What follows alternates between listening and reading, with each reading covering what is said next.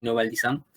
Actualmente es investigadora en el Centro Internacional de la Papa, el CIP, orientando su investigación al mejoramiento genético de papa mediante el uso de biotecnología aplicada, el desarrollo y el uso de marcadores moleculares para la selección asistida de caracteres de resistencia genética deseables y evaluación fenotípica de variables agronómicas de interés, usando como fuente principal las especies silvestres de papa. Bueno, estamos gustosos de contar con su presencia y también de los asistentes. Cuando pueda, ingeniera, presentar la pantalla y estaríamos iniciando.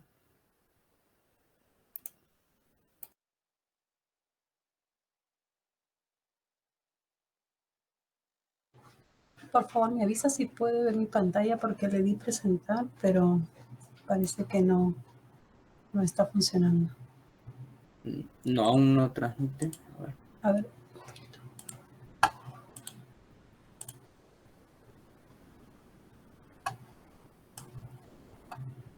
¿Ahora? Sí, ya está.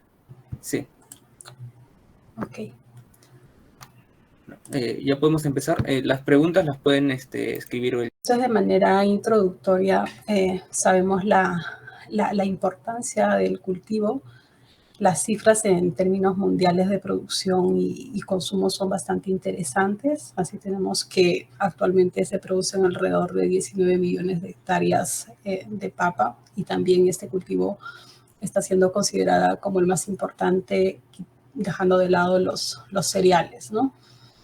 Y también esto nos hace dar cuenta de que es necesario mejorar características o rasgos de importancia que afectan la producción del cultivo en términos de rendimiento, en términos de calidad del producto cosechado también, para poder incrementar las eficiencias de producción. Los constantes cambios en las dinámicas atmosféricas, medioambientales, han hecho que algunas amenazas que hace algún tiempo resultaban no ser preponderantes dentro del sistema de producción agrícola cobren bastante importancia. Y es allí donde radica el espíritu de poder explorar las fuentes de diversidad o el material genético que se almacena en los bancos de germoplasma.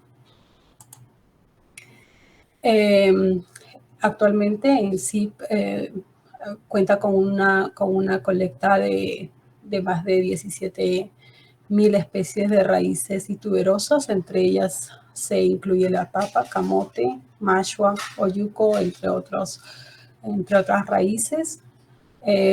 Para la conservación, el Banco de Germoplasma ha desarrollado metodologías que se adecúan a la naturaleza de los cultivos. Estos pueden ser bajo condiciones de crecimiento in vitro. También ahora se está dando bastante énfasis en la crioconservación de tejidos, esto con el objetivo de poder mantener estas especies a largo plazo y que esto no incurra en costos de mantención de germoplasma dentro de los bancos. Otra forma importante de conservar la diversidad genética, sobre todo tratándose de especies silvestres, es la semilla botánica. Bien se sabe de que hay métodos de conservación de genotipos que pertenecen a la misma especie para poder conservar una frecuencia alélica aceptable y que estas puedan ser aprovechadas por los programas de mejoramiento. Y otra forma de conservar también es en campo o en invernadero y en las parcelas de algunos agricultores cuando se trata de especies cultivadas, y obviamente haciendo un seguimiento a los lugares de origen o a los lugares donde fueron colectadas las especies silvestres. Esto considerando los datos de pasaporte que suelen incorporarse como información fundamental de cada accesión dentro del banco de germoplasma. Y la distribución de todo este material obviamente tiene que seguir estrictamente ciertos criterios que ya están establecidos dentro de acuerdos internacionales para el intercambio de material genético. Yéndonos específicamente al cultivo de papa, nosotros tenemos dos grandes grupos, que son las especies cultivadas y las especies silvestres. Las especies cultivadas, bueno, la taxonomía de estas papas cultivadas, al igual que la de los parientes silvestres, son reevaluadas cada cierto tiempo, incluyendo o considerando algunos criterios para su clasificación. Con respecto a las especies silvestres, se considera que hay una cantidad mayor a 150 especies de papas silvestres, y las ploideas van a variar desde diploides hasta hexaploides, ¿no? La distribución de los recursos genéticos, considerando la geografía de esta parte del continente, es bastante amplia y densa. Podemos ver que gran parte de la diversidad genética está en los Andes de América del Sur. Y bueno, eso es una particularidad que va a facilitar nuestro acceso a estos recursos para poder darles uso en los programas de mejoramiento. Ya entrando a lo que más o menos significa el término de mejoramiento genético de plantas, este tiene lugar mediante el cruce de plantas con los rasgos deseados, y luego obviamente un proceso de selección posterior a este cruzamiento y a la obtención de una población, en donde hay que hacer una selección dirigida, obviamente por conveniencia del mejorador, de acuerdo a los criterios que éste establece para sus propósitos del programa. En los programas de mejoramiento se aplican diferentes estrategias, dependiendo cuál es la naturaleza genética del rasgo que se está estudiando. Asimismo, los procesos de mejoramiento genético se constituyen como un tipo de evolución acelerada y dirigida, porque se da de manera artificial, ¿no? Y también se puede realizar a través de manipulación dirigida del genotipo en una secuencia puntual del ADN, y la introducción de nuevos genes identificados mediante ingeniería genética o otras técnicas de biotecnología. Dentro de los programas de mejoramiento y dependiendo en qué lugar se encuentran estas, hay variables de interés. En nuestro caso, para mencionar algunas de las tantas variables que se suele evaluar, están las que están relacionadas con las características agronómicas. Estas pueden ser el rendimiento vinculado al peso y al tamaño del tubérculo. La morfología es muy importante dependiendo cuál va a ser el propósito final del producto que se va a obtener al concluir la selección o al concluir la identificación de un clon élite. Entonces, por ejemplo, en sí, y creo que en muchos programas de mejoramiento hay una tendencia de darle un valor agregado a los clones élites, considerando que estos no solo tienen que tener las resistencias o las tolerancias que hacen falta para poder afrontar los cambios en el medio ambiente, sino también ya que son cultivos de subsistencia, para poder llevar un excedente de ganancia para las familias que suelen cultivar la papa en diferentes regiones. Y estas tienen que ver, por ejemplo, con las aptitudes para procesamiento. Entonces, en ese sentido, por ejemplo, el color de la pulpa de la carne, la cantidad de ojos, la profundidad de ojos, va a ser muy, muy interesante o va a ser un rasgo que hay que tenerlo en cuenta. Otra característica también, si es que la papa va a ser para consumo, como suele ser en Perú, hay una tendencia al consumo de papas nativas, por ejemplo, en esta época que estamos en tiempo de cosecha y tenemos muchas ferias itinerantes, y hay mucha oferta de estas papas, ¿no? Que son muy, muy agradables. Entonces, también hay un mercado en donde nosotros vamos a considerar los requerimientos de la población. Entonces, siempre el programa de mejoramiento va buscando un público objetivo, un producto para alguien, ¿no? La precocidad y el tiempo de dormancia son características requeridas. En este caso, en algunas regiones que producen papa en la costa, por ejemplo, ellos suelen tener hasta 3 campañas durante el año porque tienen riego tecnificado y porque su principal mercado es la metrópoli. Entonces, que tengan periodos de fenológicos cortos es muy importante para aprovechar la renta de las tierras. Y el tiempo de dormancia. Entonces son variables o son rasgos que todos los programas de mejoramiento siempre tienen en consideración. Durante o después de cosecha hay algunos otros atributos que también no hay que perderlos de vista. Estos son el contenido de materia seca, el contenido de azúcares, porque estos van a estar vinculados a la calidad de procesamiento, sobre todo cuando se hace fritura, y a la cantidad de algunos metabolitos, por ejemplo, los metabolitos secundarios para el contenido de glicoalcaloides, ¿no? Entonces, siempre que nosotros trabajamos con especies silvestres de papa, hay un arrastre de algunos rasgos no deseados. Estos rasgos pueden estar vinculados a contenidos elevados de glicoalcaloides que a la larga van a estar presentes en el clon y va a hacer que su consumo no va a estar por el límite de lo permitido. Otros atributos son para procesamiento, si estas se pueden fácilmente manipular con picadoras, con cortadoras, y obviamente la característica fundamental, si estos pueden ser consumidos, porque a veces los esfuerzos de los mejoradores terminan en clones o en variedades que no tienen una aceptación en el mercado porque el sabor no es no es aceptado, ¿no? Aquí, por ejemplo, hemos tenido una, no controversia, pero sí ha sido bastante complicado, por ejemplo, y seguimos trabajando en tener un clon que se parezca mucho a la variedad Yungay, ¿no? Que es ampliamente sembrada a lo largo de todo el país y que es consumida de forma masiva. El sabor es muy particular. Entonces, siempre vamos a querer imitar y mejorar las características de esta variedad. Y obviamente la respuesta a los estreses bióticos y abióticos. En este caso tenemos resistencia a hongos, virus, nematodos, bacterias, entre otros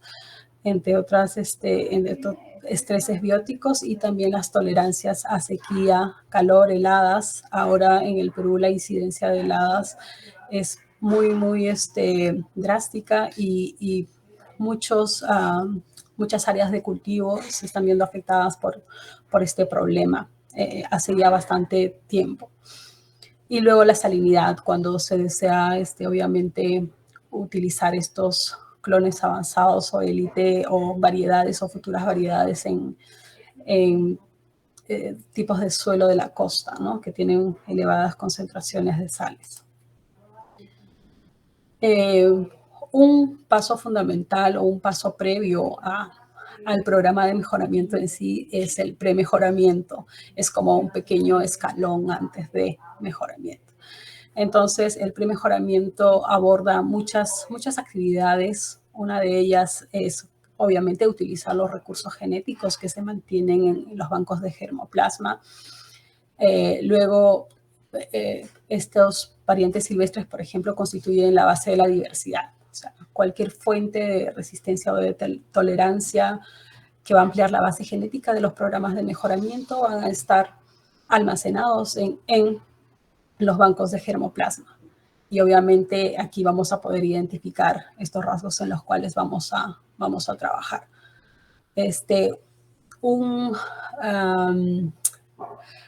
Cuando se usa parientes silvestres de papa en los programas de premejoramiento, hay algunas dificultades que nosotros podemos encontrar, ¿no?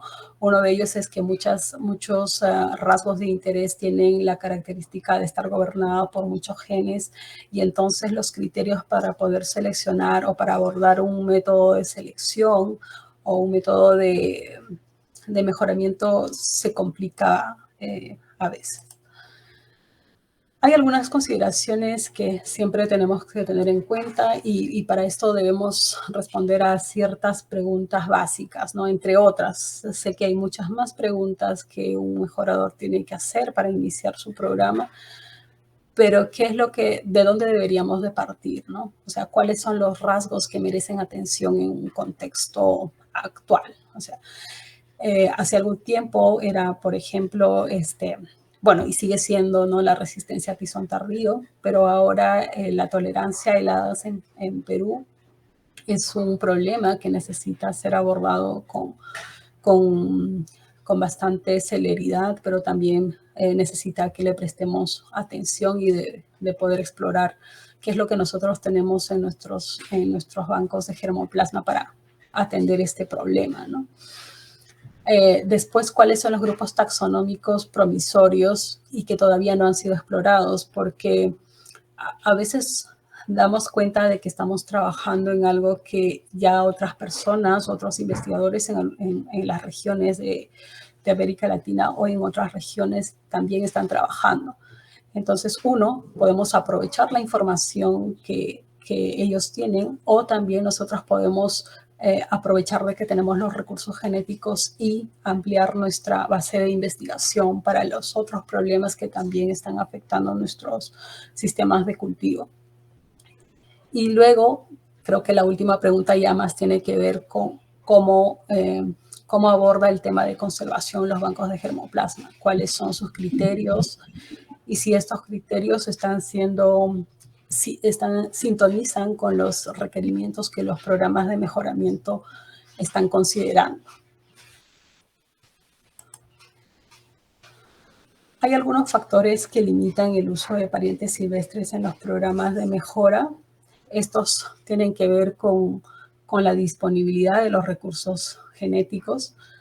Si bien es cierto, en Perú nosotros tenemos el banco de germoplasma que tiene o que alberga la mayor cantidad de diversidad de esta especie, pero no todas las instituciones como universidades o algunas instituciones sin fines de lucro pueden acceder a estos recursos, ya sea porque no tienen la capacidad técnica para el uso, o también tal vez no tengan los recursos financieros necesarios para poder abordar un esquema de investigación a este nivel, porque, valgan verdades, es un proceso o son programas que tienen un costo bastante elevado, ¿no? Porque involucra obviamente mantenimiento, involucra identificación de los rasgos de interés, y para esto hay un tema de inversión bastante grande. Por otro lado, también, como ya habíamos mencionado, este amplio rango de haploidía que tienen los parientes silvestres restringe su uso. Actualmente los mejoradores se están enfocando en especies diploides para la búsqueda y caracterización de rasgos de interés. Algunas otras tienen que ver con las barreras presigóticas o posigóticas que están involucradas, barreras reproductivas, ¿no? Estas se dividen o se pueden clasificar en las presigóticas y posigóticas. En las presigóticas, estas podrían estar relacionadas, por ejemplo, con problemas durante la germinación del polen o el desarrollo del tubo polínico, resultando en diferentes grados de incompatibilidad. Y otro es la segunda barrera posigótica, tiene que ver, por ejemplo, con que sí ocurre una fecundación, pero el embrión no es viable, o de repente hay un aborto anormal del embrión. Entonces son factores que van a hacer que el uso de estos parientes silvestres no sea del todo fácil. Luego hay un tema de autoincompatibilidad que se reporta en la especie, que viene a ser es un sistema de reconocimiento o de rechazo controlado genéticamente de las plantas que poseen flores, y que estas no pueden ser autofecundadas. En el proceso de identificación de fuentes de resistencia o de tolerancia, nosotros tenemos como 4 pasos fundamentales. Una de ellas tiene que ver con la caracterización del germoplasma.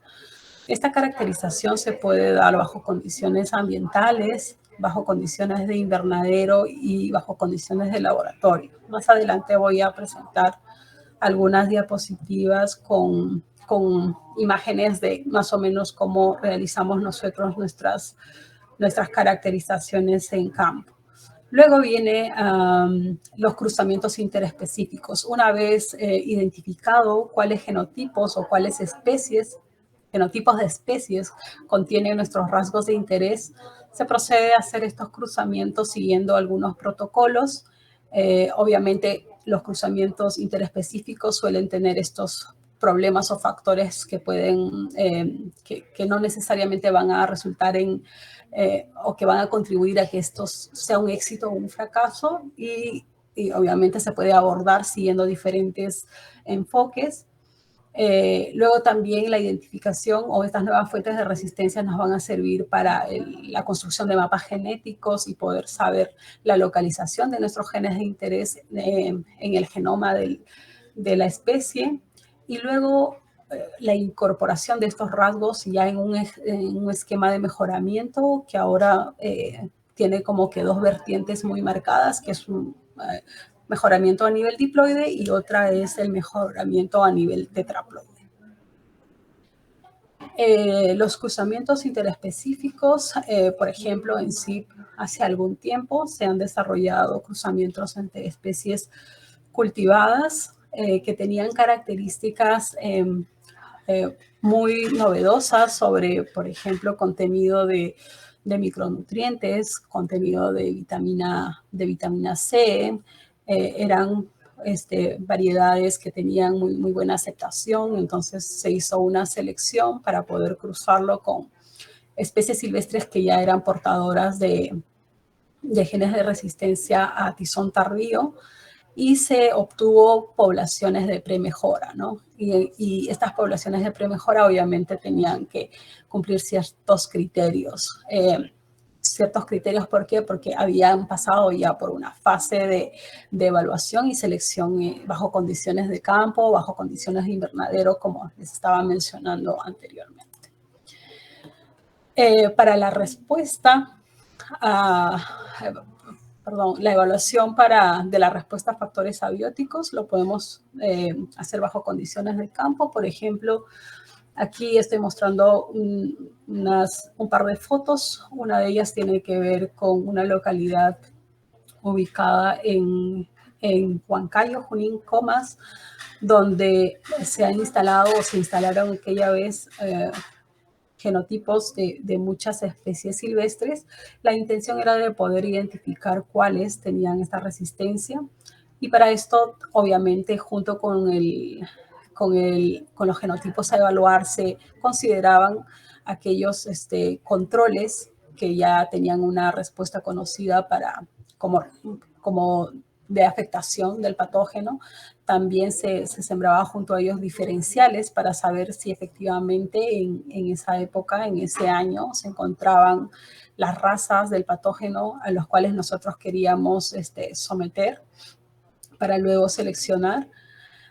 Obviamente hay que tener un criterio para la correcta identificación de los controles. Estos tienen que ser contrastantes, tienen que tener una respuesta bastante conocida y que nos ayude o que nos permita hacer una selección posterior. Conviene no menos de 2 ambientes y de estaciones en esta etapa de premejora o identificación de estas fuentes de resistencia, un diseño estadístico apropiado. Y lo que nos permite, o una de las ventajas de poder hacer estos tamizados bajo condiciones de selección natural, es que en Perú nosotros tenemos muchas regiones en donde la incidencia de la enfermedad es alta. Las condiciones de humedad y temperatura hacen de que el patógeno esté en su máxima expresión, por decirlo así, y en donde nosotros tenemos la oportunidad de seleccionar lo que realmente es interesante.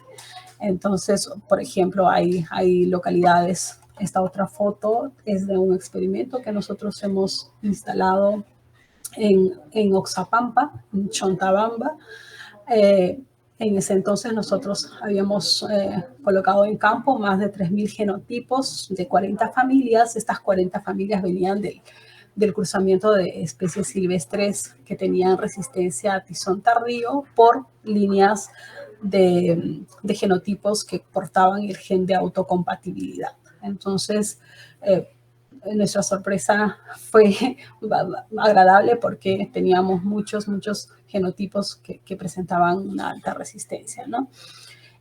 También tenemos otra localidad, Huánuco, Huancabamba, en donde la incidencia de la enfermedad es bastante alta, en donde la mayoría de las razas del patógeno están presentes. Hay una publicación de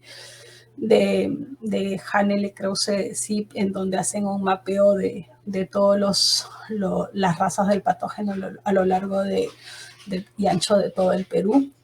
Otra localidad en donde se puede hacer este tipo de evaluación bajo condiciones de campo está en Yurimaguas, pero en Yurimaguas podemos hacer tamizados para resistencia a marchitas bacteriana, por ejemplo, porque las condiciones son favorables para el desarrollo de la enfermedad. Una desventaja de hacer este tipo de evaluaciones en estas condiciones es que estamos sujetos a las condiciones del campo, ¿no? A las condiciones del ambiente.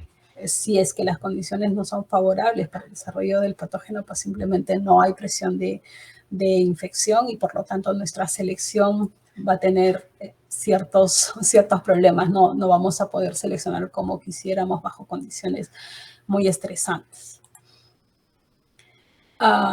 Aquí tenemos también algunas otras evaluaciones que se han desarrollado bajo condiciones de laboratorio invernadero. Por este lado nosotros tenemos una prueba de hojas sueltas en los laboratorios de patología del SIP y por este lado una evaluación para tolerancia a marchites, que también se está haciendo que se solía hacer hace algún tiempo en SIP. Ahora este programa se ha trasladado a otra región donde la incidencia es mucho mayor. Bajo condiciones controladas, obviamente, la ventaja es de que tú tienes el parámetro de la condición ambiental bajo control. La desventaja es que no puedes colocar o no puedes hacer una selección masiva, ¿no? Dependiendo del área de tu invernadero o cobertor, la cantidad es limitada. Y obviamente los costos también son bastante elevados porque tener operativo una instalación con las características necesarias como para poder hacer este tipo de evaluación es bastante costoso. Aquí tenemos un par de fotos de la evaluación de la respuesta a factores abióticos. Esta foto corresponde a un experimento en donde se evaluó 8 especies de papas silvestres para tolerancia a sequía. Se hizo mediciones de variables fisiológicas y también las agronómicas relacionadas con el rendimiento. Obviamente hay algunas otras respuestas a factores abióticos que también se pueden desarrollar en campo abierto, como el de tolerancia al contenido de sales, se puede hacer en zonas costeras. Después de haber identificado los genotipos o las accesiones con estos rasgos de interés, el siguiente proceso es cómo incorporamos esto en un esquema de mejoramiento, ¿no? Entonces, gracias a los estudios y a los avances, el paso de selección también está siendo optimizado, obviamente, porque ahora nosotros podemos utilizar marcadores moleculares, si es que han sido desarrollados, obviamente, en el fondo genético de la especie silvestre. Podemos utilizarlo para hacer una selección indirecta que va a ayudar a la selección fenotípica que nosotros podemos tener en campo. Entonces, tal vez se reduzcan la cantidad de repeticiones o el número de ambientes porque nuestra efectividad de selección va a ser controlada y va a ser va a tener una mejor calidad.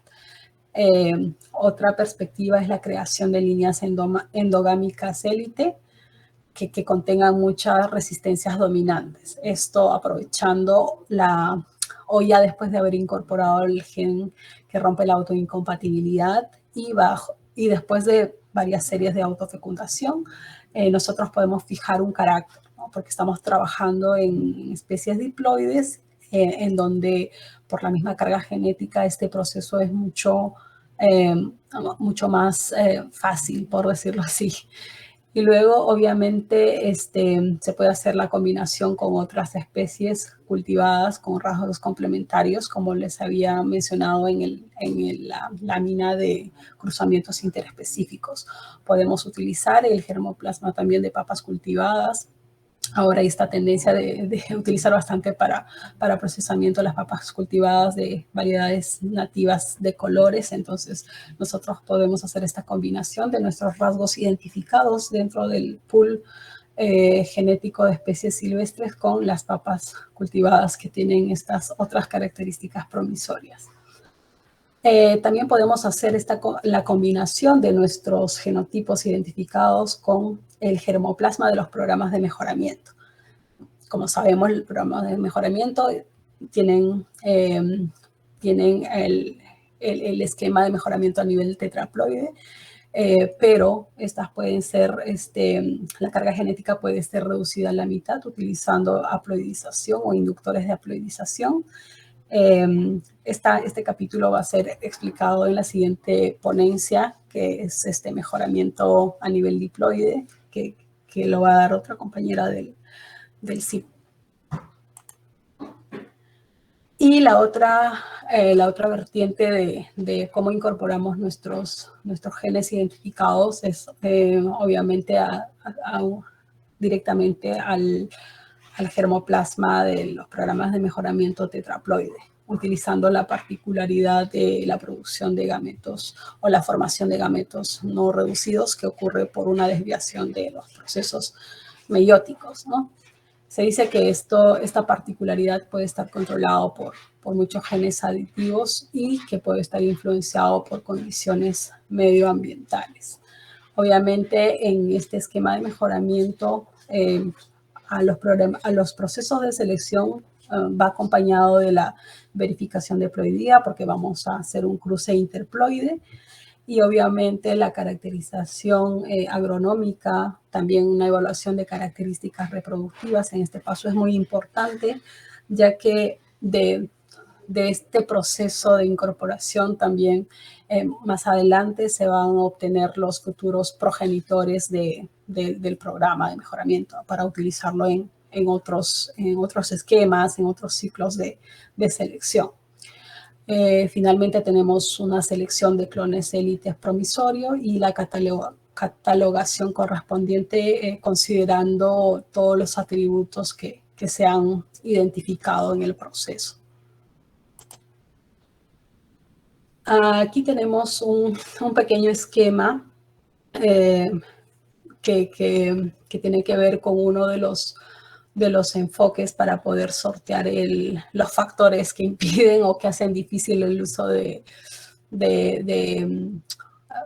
parientes silvestres, ¿no? Uno que es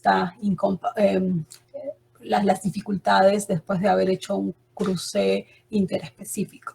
En este caso, por ejemplo, tenemos las flores polinizadas utilizando un inductor que es una especie fureja, y luego la cosecha de bayas de 19 a 27 días después de la polinización, y luego la apertura de bayas, la identificación y selección de un embrión con ciertas características para poder sembrarlos en un medio de cultivo y facilitar que la planta que porta esta particularidad del rasgo de interés prospere, ¿no? Luego hay un proceso de multiplicación y luego la caracterización y evaluaciones en campo. Luego, también aquí hay un esquema de lo que significa o de lo que más o menos de los pasos que están considerados dentro de la poliploidización sexual unilateral. Esto está relacionado a la incorporación de las fuentes de resistencia de diploide al pool tetraploide, ¿no? Entonces aquí Por ejemplo, se ha hecho cruzamientos de clones avanzados del programa de mejoramiento con los clones que vienen del ciclo que he presentado en la lámina anterior. Y aprovechando la particularidad de formación de gametos no reducidos, se obtuvo una progenie bastante amplia. Después de hacer un tamizado de la haploidía, se hizo las evaluaciones en campo, tanto para evaluar y seleccionar aquellos que tengan la resistencia a tizón tardío y que cuenten con características agronómicas deseables. Algunos rasgos evaluados al momento de la cosecha fueron rendimiento y también la cantidad de estolones que formaban, porque hay también cierto arrastre de estos rasgos de parientes silvestres, y en paralelo también se hizo una prueba de hojas sueltas. Luego a la post cosecha se caracterizó para algunos rasgos relacionados con sabor y para el contenido de glicoalcaloides. Obviamente todo esto igual sigue también procesos de evaluación para catalogación futura. Ya trabajos un poco más recientes, creo que esta foto la había mencionado en una lámina anterior también. Actualmente nosotros estamos evaluando, ya estamos en el segundo ciclo de selección. Ahora ya estamos alrededor de 600 genotipos de estas especies silvestres y que tiene la resistencia. Lo hemos caracterizado para algunos rasgos de interés agronómico, y a la vez estos mismos genotipos están siendo autofecundados para ver, porque ya son portadoras del gen de autocompatibilidad, y poder trabajar más o menos en la línea de obtener líneas endogámicas, ¿no? Para un esquema de mejoramiento a nivel diploide. El ensayo que se ha instalado para hacer la identificación de rasgos para tolerancia a sequía en 8 especies silvestres de papa se instaló en un invernadero en Huancayo, en donde nosotros teníamos 3 tratamientos, uno con riego normal, otro con sequía severa y con riego restringido, ¿no? Aquí, por ejemplo, podemos ver algunos resultados preliminares en donde aún bajo condiciones de sequía severa hay especies que tienen un desarrollo similar a los controles que tenían que ya tienen identificado la tolerancia para esta característica. Entonces, obviamente los parientes silvestres constituyen una fuente de variabilidad muy interesante para estreses bióticos y también abióticos. Bueno, aquí un resumen de lo que actualmente estamos trabajando para marchitis bacteriana. Una especie o el material que nosotros tenemos, estamos trabajando para crear estas poblaciones que tienen un destino, otra región, es Commersoni. En sequía tenemos estas 8 especies. Para tizón tardío también, por aquí tenemos 7. Y una que ya está en un ciclo bastante avanzado. Ya hemos terminado con la selección varietal participativa y que ya es un clon que está a puertas de ser liberado como una variedad, ¿no? Y que tiene un fondo, tiene en su fondo genético rastros de cajamarquense para la resistencia a tizón tardío. Sí, mis comentarios finales serían que obviamente los parientes silvestres constituyen una fuente de diversidad muy interesante. Estos pueden ser aprovechados siguiendo diferentes enfoques. Estos genes van a ampliar la base genética de los programas de mejoramiento. Y bueno, creo que no deja de ser importante que el financiamiento para el desarrollo de este tipo de actividades es muy importante, porque son actividades que se desarrollan a largo plazo. Entonces, creo que es un tema importante de ser abordado. Finalmente, hay algunos recursos bibliográficos que se han desarrollado que tal vez lo pueden encontrar, son de acceso libre, lo pueden descargar desde la web y tenerlo, ¿no? Son guías para poder desarrollar algunos protocolos o algunas evaluaciones en PAPA. Y muchas gracias. Muchas gracias, ingeniera Mariela. Bueno, en ese momento vamos a pasar a las preguntas. Pueden escribirlo en el chat y yo los voy a leer, o siéntanse también con la libertad de prender su micro, ¿no? Y hacer.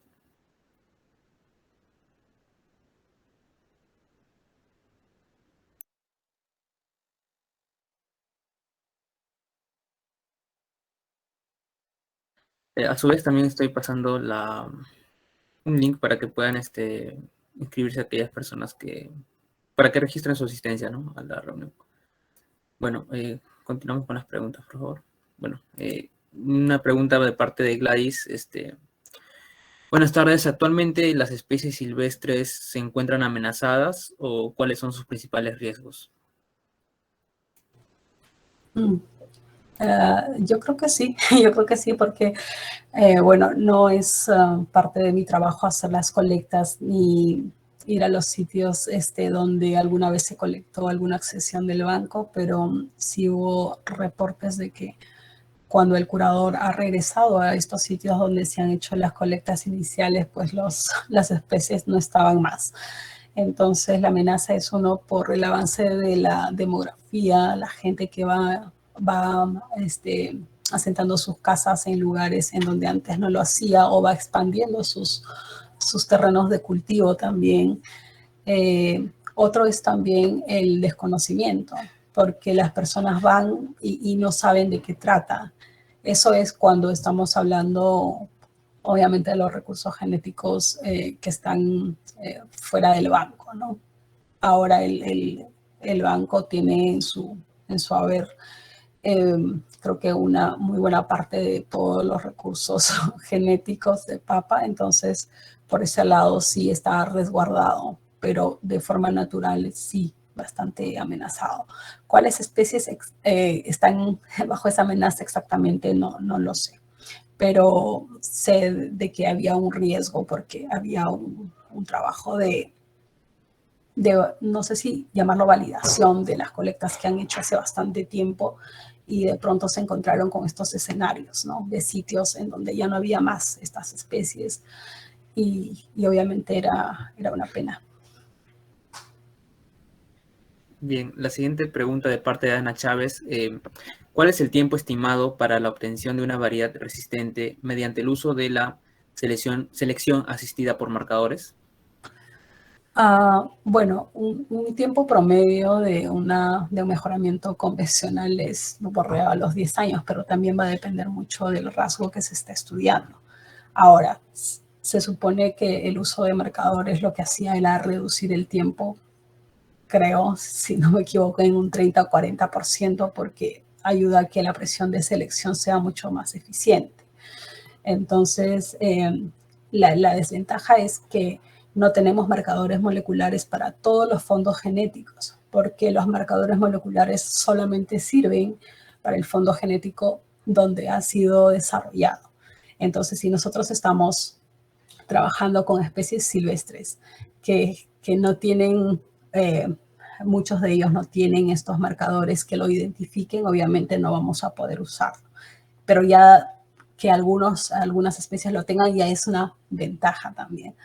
Entonces, sí hay mucho por hacer con respecto al desarrollo de marcadores para que esta sea una herramienta que asista al mejorador en su proceso de selección y estos procesos se lleven a cabo de manera mucho más eficiente y más rápida. La siguiente pregunta es parte de Francisco Villaró. Hola, bueno, buena presentación. ¿En qué región están trabajando actualmente para resistencia a marchitez bacteriana? Sí, buenas tardes, doctor. Ahora nosotros estamos desarrollando las poblaciones con las líneas que ingresaron a través de INIA Uruguay, estas que fueron trabajadas en Brasil, pero con el objetivo de enviarlos a Kenia, donde ahora se está haciendo los tamizados y donde también se está distribuyendo material para que los socios, los institutos de investigación de diferentes países lo puedan utilizar ya en su programa de selección. Entonces nosotros hacemos los cruzamientos utilizando el germoplasma que tiene este fondo genético, pero no hacemos los tamizados en Perú. Lo enviamos en este caso lo hemos enviado a Kenia. Tengo entendido de que y se ha enviado a otras regiones en donde la incidencia es alta y que se están haciendo algunas evaluaciones, ¿no? Pero es con el material que ingresó a través de Uruguay. Bueno, la siguiente pregunta, de nuevo por Gladys. ¿A partir de qué periodo del cultivo de papa se realizan los tratamientos para sequía? ¿Cuál sería su recomendación? Bueno, en la experiencia que nosotros hemos tenido, los tratamientos se inician es antes de la floración, cuando está iniciando los primeros botones, cuando se están visualizando los primeros botones florales o cuando hay un engrosamiento del estolón, que también es un indicador de que va acompañado al inicio de la floración, ¿no? Entonces ese es el tiempo, ahorita no lo tengo en la mente la cantidad de días promedio, pero era un tiempo en donde ya se establecían los tratamientos diferenciados para poder hacer esta evaluación y selección. La siguiente pregunta, desde su experiencia, ¿cuáles son las características de interés que se han visto afectadas por sequía? ¿Es posible que alguna se haya visto favorecida?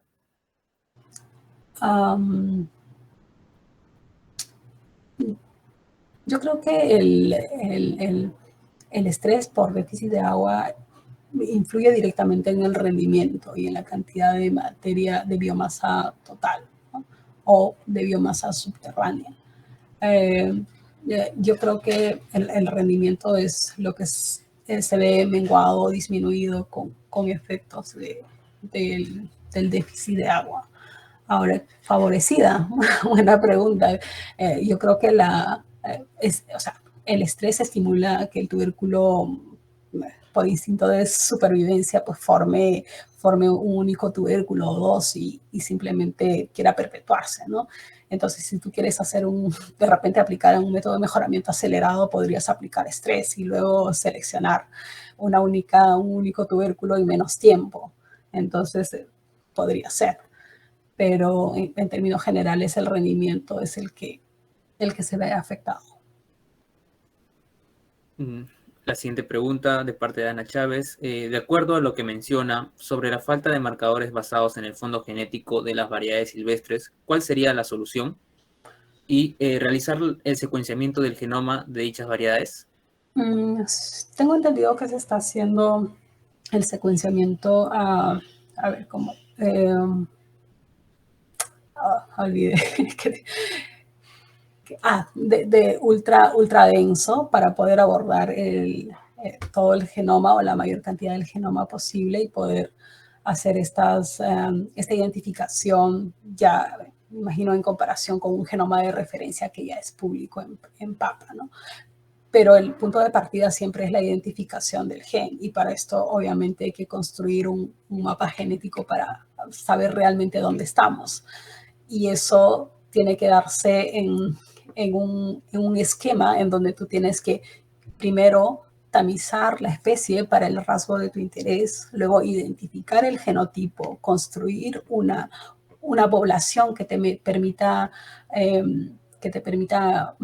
ubicar en el mapa este rasgo de interés. Y ya luego vendría el desarrollo de los marcadores, de los genes candidatos, marcadores para selección.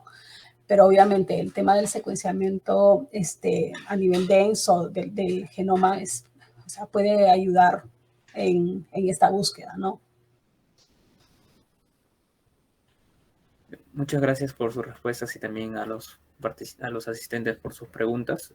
Si no hay otra pregunta más, bueno, quiero despedirme agradeciendo a la ingeniera Mariela Ponte, ¿no? Que nos ha ayudado con esta ponencia y, bueno, igualmente agradecer también al CIP, ¿no? Por este ciclo de charlas que va a haber en el futuro. Muchas gracias a todos.